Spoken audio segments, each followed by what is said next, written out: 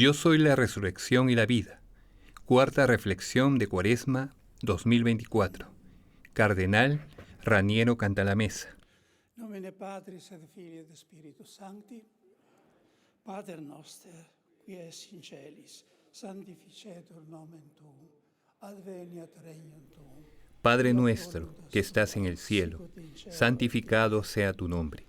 Venga a nosotros tu reino. Hágase tu voluntad, así en la tierra como en el cielo. Danos hoy nuestro pan de cada día.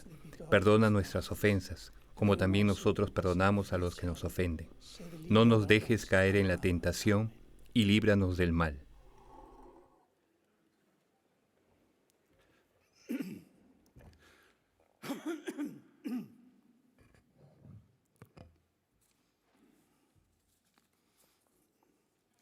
Santo Padre, eminenze, eccellenze, fratelli e sorelle. Nel nostro cammino dietro Giovanni che ci presenta il Io sono di Gesù nel suo Vangelo, siamo giunti al capitolo 11. En nuestro comentario sobre los solemnes Yo soy de Cristo, en el Evangelio de Juan, hemos llegado al capítulo 11, que está enteramente ocupado por el episodio de la resurrección de Lázaro, la enseñanza que Juan quiso transmitir a la Iglesia. Con la sabia composición del capítulo, se puede resumir en 3 puntos. Primer punto, Jesús resucita a su amigo Lázaro. Conocemos el episodio. Segundo punto, la resurrección de Lázaro provoca que Jesús sea condenado a muerte. Dei sacerdoti e i farisei riunirono il Sinedrio e dissero: Los sumos sacerdotes y los fariseos convocaron al Sanedrín y dijeron: ¿qué hacemos? Este hombre hace muchos signos. Si lo dejamos seguir, todos creerán en él, y vendrán los romanos y nos destruirán el lugar santo y la nación. Ma uno di loro, Caifa, che era sommo sacerdote quell'anno, disse loro: Uno de ellos, Caifás, que era sumo sacerdote aquel año, les dijo: vosotros no entendéis ni palabra, no comprendéis que os conviene que uno muera por el pueblo y que no perezca la nación entera. Tercer punto, la muerte de Jesús provocará la resurrección de todos los que creen en él. De hecho, el evangelista comenta: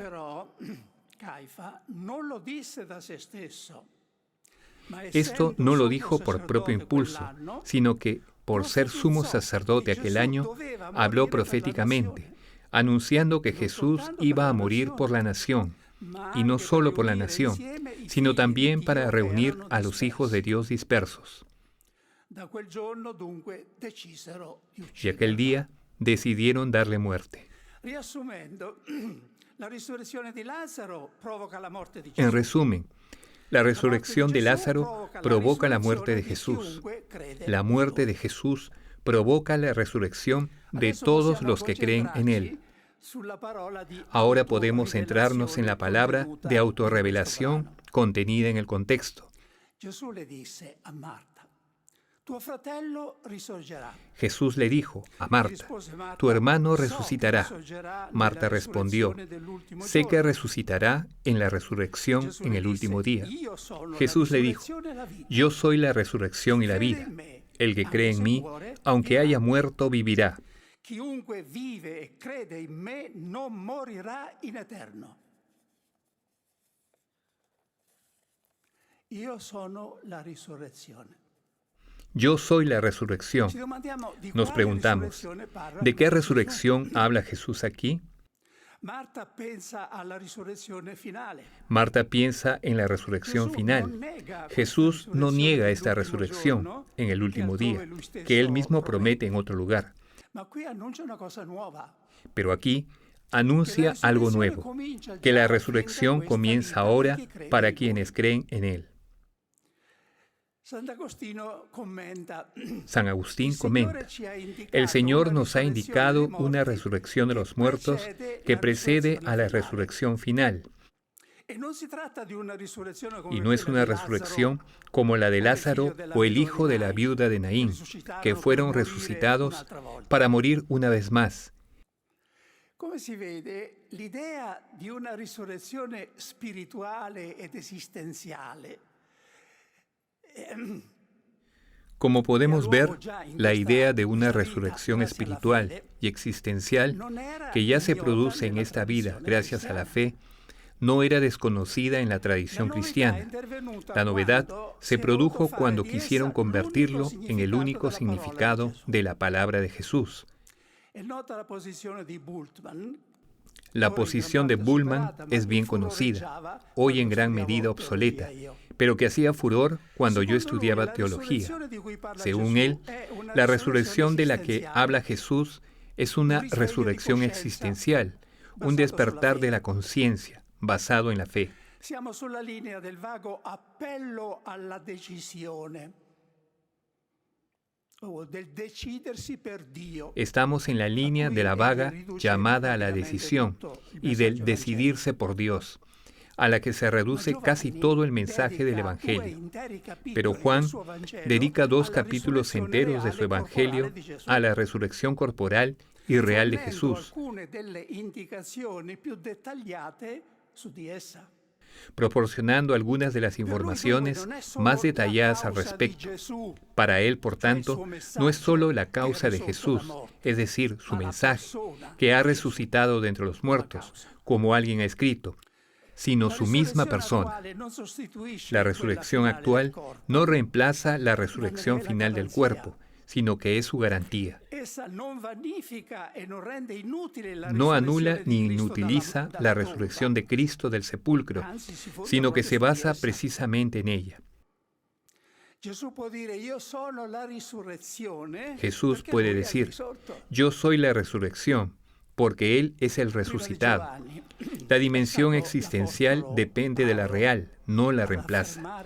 Antes de Juan, fue el apóstol Pablo quien afirmó el vínculo inseparable entre la fe cristiana y la resurrección real de Cristo.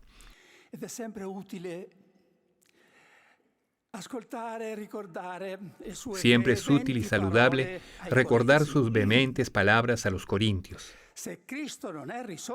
Pero si Cristo no ha resucitado, vana es nuestra predicación y vana también vuestra fe.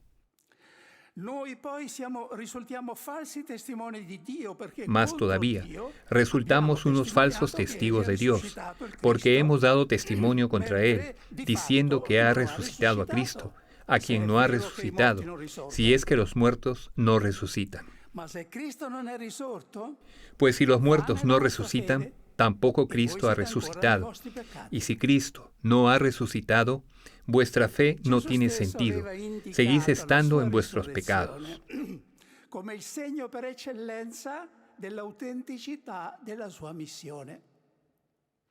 Agli avversari che gli chiedevano un segno, egli dà una risposta que difícilmente se puede atribuir. El mismo Jesús había señalado su resurrección como el signo por excelencia de la autenticidad de su misión. A sus adversarios, que le pedían una señal, les dio una respuesta que difícilmente puede atribuirse a nadie más que al mismo Jesús. Esta generación perversa y adúltera exige una señal, pues no se le dará más signo que el del profeta Jonás. 3 días y 3 noches estuvo Jonás en el vientre del cetáceo. Pues 3 días y 3 noches estará el Hijo del Hombre en el seno de la tierra. Sus oponentes sabían bien que Jonás no había permanecido para siempre en el vientre de la ballena, sino que después de 3 días había salido de él. Ho parlato in un'altra meditazione del pregiudizio presente nei non credenti. Hablé en una meditación anterior del prejuicio presente en los no creyentes hacia la fe, que es nada menos que lo que reprochan a los creyentes. Rimproverano infatti ai credenti, a noi, di non poter essere obiettivi. De hecho, reprochan a los creyentes no poder ser objetivos, ya que la fe les impone, desde el principio, la conclusión a la que deben llegar, sin darse cuenta de que entre ellos sucede lo mismo. Se si parte dal presupposto che Dio non esiste, il soprannaturale non esiste. Si se parte del supuesto de que Dios no existe, que lo sobrenatural no existe y que los milagros no son posibles, La conclusión a la que se llega también está dada desde el principio y es, por tanto, literalmente un La prejuicio. risurrezione di Cristo costituisce il caso più esemplare di ciò. La resurrección de Cristo constituye el caso más ejemplar de esto. Ningún acontecimiento de la antigüedad está avalado por tantos testimonios de primera mano como este. Algunos de ellos se remontan a personalidades del calibre intelectual de Saulo de Tarso, que anteriormente habían luchado ferozmente contra esta creencia. Él proporciona una lista detallada de testigos, algunos de los cuales aún estaban vivos, que fácilmente podrían haberlo desmentido. Si fa leva sulle discordanze circa i luoghi e i tempi delle apparizioni del risorto. Se explotan las discrepancias respecto a los lugares y tiempos de las apariciones, sin darse cuenta de que esta coincidencia no planificada sobre el hecho central es una prueba de la verdad histórica del mismo, más que una objeción. En este caso, no hubo ninguna armonía preestablecida. Prima di essere messi per iscritto, gli eventi della vita di Gesù furono per decenni trasmessi Antes de ser per via escritos, orale. los acontecimientos de la vida de Jesús se transmitieron oralmente durante décadas, y las variaciones y adaptaciones marginales son típicas de cada relato que una comunidad viva y en expansión hace de sus orígenes, según los lugares y las È circunstancias. la conclusione a cui è giunta Esta es la conclusión a la que llegan las investigaciones críticas más recientes y acreditadas sobre los evangelios. mi dispenso dal citare i nomi. Non ci sono del resto soltanto le apparizioni. De otro lado, no hay solo las apariciones. San Giovanni Crisostomo ha una pagina famosa. San Juan Crisóstomo tiene a este respecto una página famosa, de la que toda investigación crítica moderna no ha quitado nada de su fuerza de convicción. Dijo, por tanto, en una homilía al pueblo: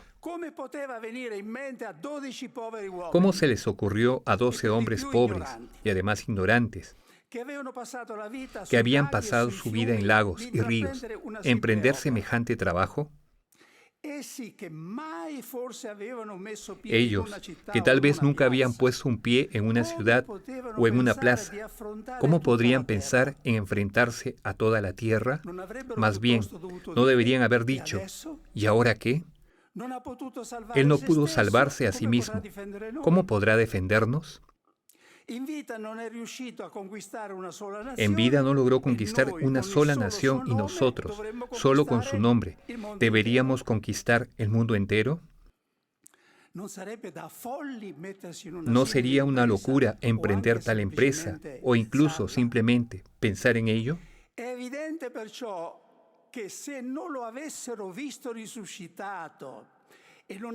Es pues evidente que si no lo hubieran visto resucitado y no hubieran tenido pruebas irrefutables de su poder, nunca se habrían expuesto a tal riesgo.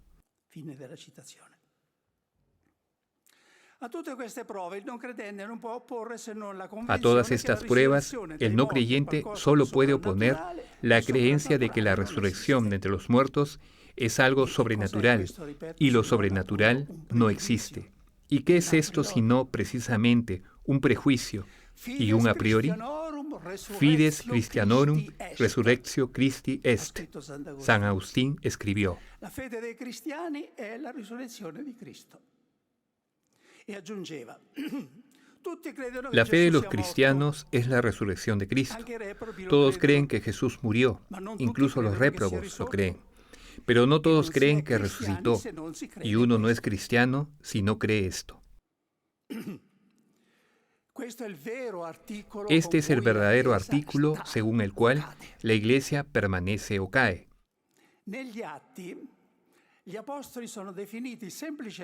En los Hechos de los Apóstoles, estos son definidos simplemente como testigos de su resurrección.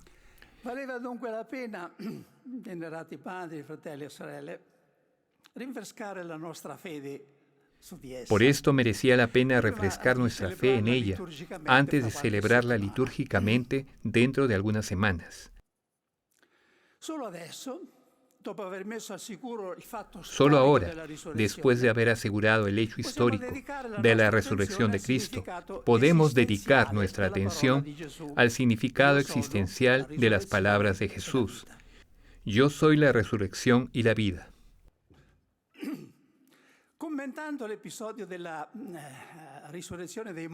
Al comentar el episodio de los muertos resucitados y aparecidos en Jerusalén en el momento de la muerte de Cristo, San León Magno escribe: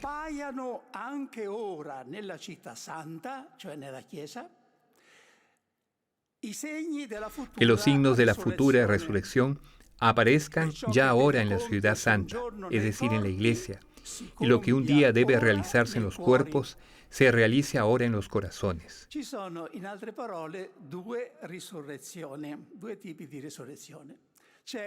En otras palabras, hay dos tipos de resurrección. Hay una resurrección del cuerpo, que ocurrirá el último día, y hay una resurrección del corazón, que debe ocurrir cada día.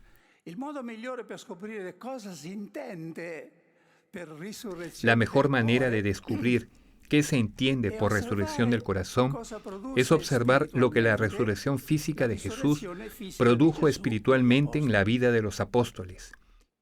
Pietro inizia la sua prima lettera con queste parole solenni. Sia benedetto Dio e Padre del Signore nostro Gesù Cristo. Pedro comienza su primera carta con estas elevadas palabras. Por su gran misericordia, mediante la resurrección de Jesucristo de entre los muertos, nos ha regenerado para una esperanza viva, para una herencia incorruptible, intachable e inmarcesible, reservada para usted. La resurrección del corazón es, por tanto, el renacimiento de la esperanza. La palabra esperanza, cosa sorprendente, está ausente de la predicación de Jesús. Los evangelios refieren muchos de sus dichos sobre la fe y sobre la caridad, pero ninguno sobre la esperanza, aunque toda su predicación anuncia que existe una resurrección de la muerte y una vida eterna. Por otro lado, después de la Pascua, vemos explotar literalmente en la predicación de los apóstoles la idea y el sentimiento de la esperanza. Dio stesso è definito il Dio della speranza. La spiegazione dell'assenza di detti di Gesù sulla speranza è semplice. La explicación de la ausencia de dichos sobre la esperanza en el Evangelio es sencilla. Jesús tenía primero que morir y resucitar. Al resucitar, ha abierto la fuente misma de la esperanza. Ha inaugurado el objeto de la esperanza, que es una vida con Dios más allá de la muerte.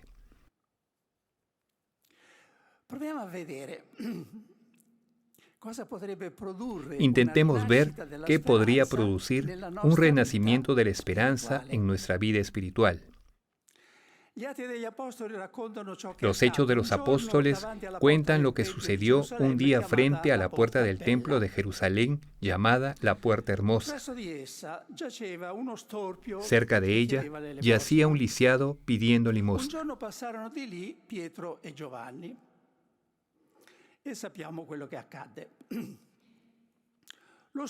Un día pasaron Pedro y Juan y sabemos lo que pasó.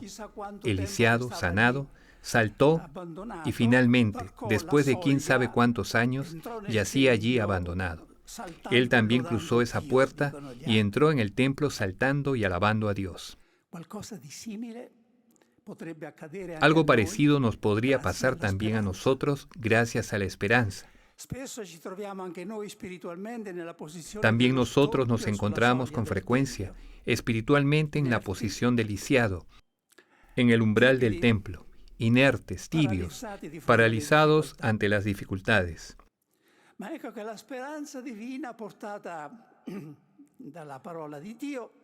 Pero he aquí que la divina esperanza pasa junto a nosotros, traída por la palabra de Dios, y nos dice también a nosotros, como Pedro dijo al lisiado, y como Jesús dijo al paralizado: levántate y anda. Y nosotros nos ponemos de pie de un salto y entramos por fin dentro en el corazón de la Iglesia, dispuestos a asumir de nuevo gozosamente tareas y responsabilidades que la providencia o la obediencia nos ha señalado. Son los milagros cotidianos de la esperanza. Ella es realmente una gran taumaturga, una gran realizadora de milagros. Vuelve a poner en pie a miles de lisiados, espirituales, miles de veces. Lo más extraordinario con respecto a la esperanza es que su presencia lo cambia todo, incluso cuando exteriormente no cambia nada.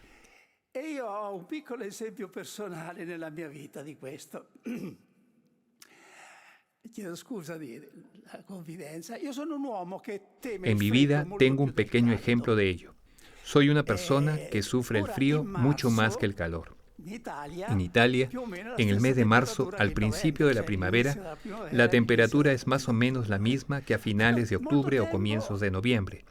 Y sin embargo, notaba que el frío de marzo me producía menos problema que el frío de noviembre. Me preguntaba por qué y descubrí la respuesta. El frío de noviembre es un frío sin esperanza, porque nos encaminamos hacia el invierno. El frío de marzo es un frío con esperanza, porque vamos hacia el verano. La lettera agli ebrei definisce la speranza un'ancora sicura e salda della nostra vita. La carta a los hebreos compara la esperanza con un ancla segura y firme en nuestra vida. Segura y firme porque ha sido arrojada no en la tierra, sino en el cielo, no en el tiempo, sino en la eternidad, más allá de la cortina del santuario. Questo simbolo dell'ancora è diventato classico.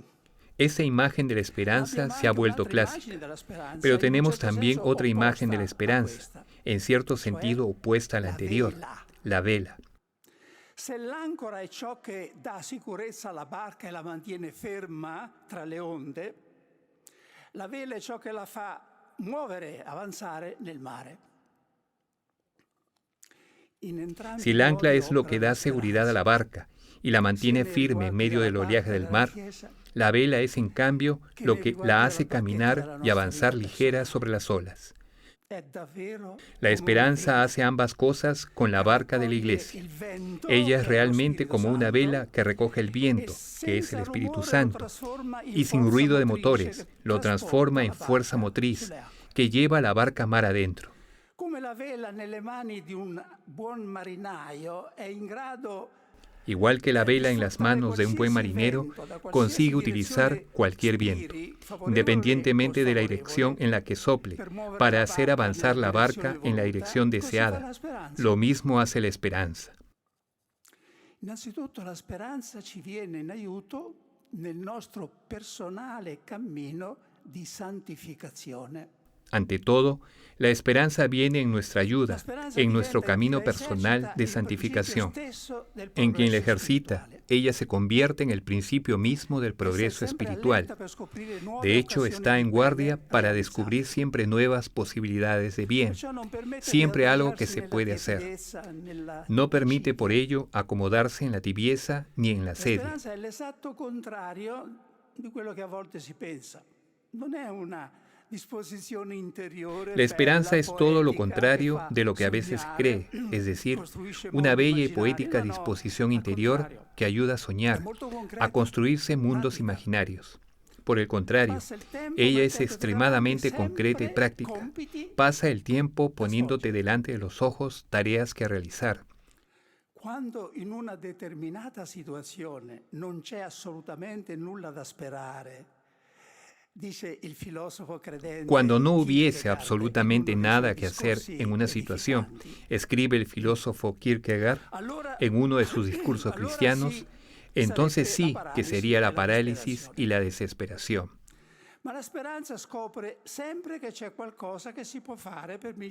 Pero la esperanza que mira a lo eterno encuentra que siempre hay algo que se puede hacer para mejorar la situación, trabajar más, ser más obedientes, más humildes, más mortificados.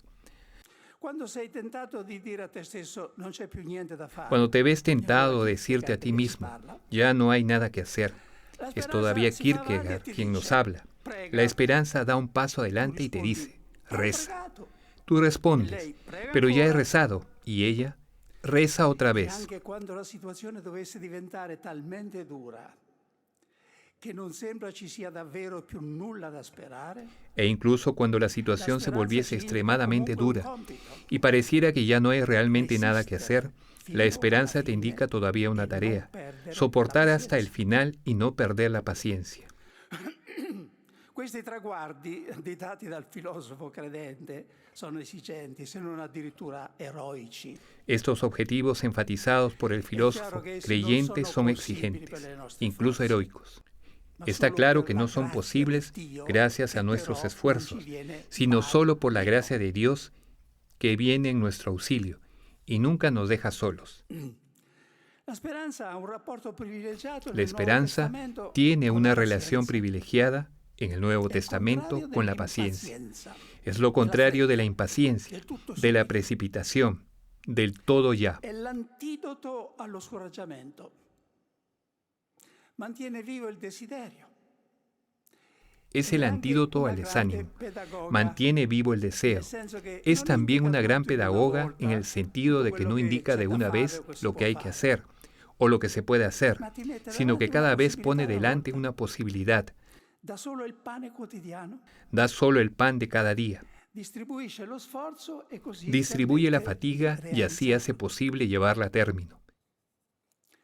La scrittura mette continuamente alla luce anche un'altra verità. La Escritura saca continuamente a la luz esta verdad, que la tribulación no elimina la esperanza, sino que la acrecienta. La tribolazione, scrive l'apostolo La Paolo, tribulación, produce la dice el pazienza. apóstol Pablo, produce paciencia, la paciencia, virtud probada, la virtud probada, esperanza. La speranza poi non delude, perché l'amore di Dio La è esperanza stato no se acaba riversato porque nei el amor de nostri Dios cuori ha per estado mezzo reservado en dello nuestros Spirito corazones Santo che ci è a stato través del dato. Espíritu Santo que se nos ha dado.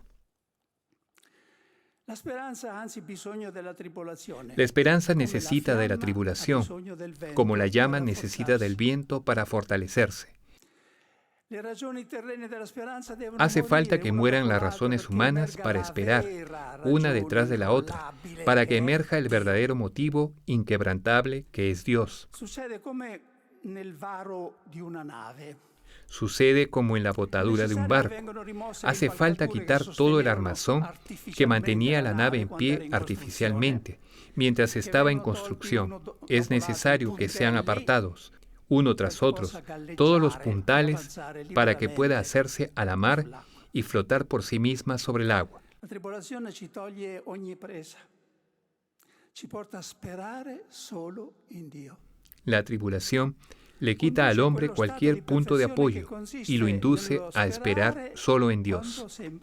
La tribulación lleva a ese estado de perfección de la esperanza que consiste en esperar contra toda esperanza, apoyándose únicamente en la palabra pronunciada una vez por Dios, incluso cuando ya han desaparecido todos los motivos humanos para esperar.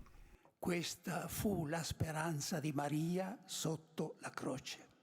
Esta fue la esperanza de María a los pies de la cruz. La piedad popular no se equivoca cuando invoca a María con el título de Mater Spei, Madre de la Esperanza. El poder transformador de la esperanza se describe maravillosamente en un hermoso pasaje de Isaías. Se cansan los muchachos, se fatigan, los jóvenes tropiezan y vacilan, pero los que esperan en el Señor renuevan sus fuerzas, echan alas como las águilas, corren y no se fatigan, caminan y no se cansan. El oráculo es la respuesta a la queja del pueblo que dice: al Señor no le importa mi destino. Dio non promette di togliere le ragioni della stanchezza e dello sfinimento, ma dona la speranza. Dios no promete eliminar los motivos de cansancio y de fatiga, pero da esperanza. La situación sigue siendo la que era, pero la esperanza da la fuerza para elevarse por encima de ella. Nel libro dell'Apocalisse, En el Apocalipsis se lee que cuando vio el dragón que había sido precipitado a la tierra, persiguió a la mujer que había dado luz al hijo varón. La mujer es la iglesia.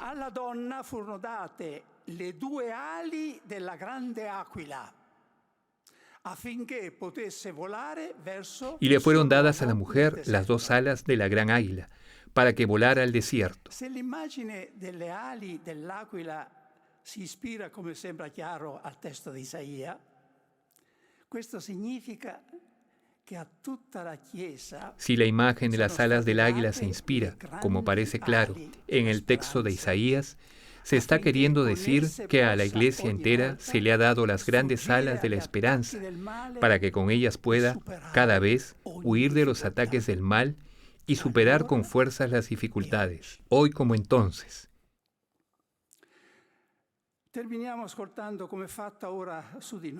Terminamos escuchando como si fuera hecha para nosotros la invocación que el apóstol Pablo hace en favor de los fieles de Roma al final de su carta dirigida a ellos.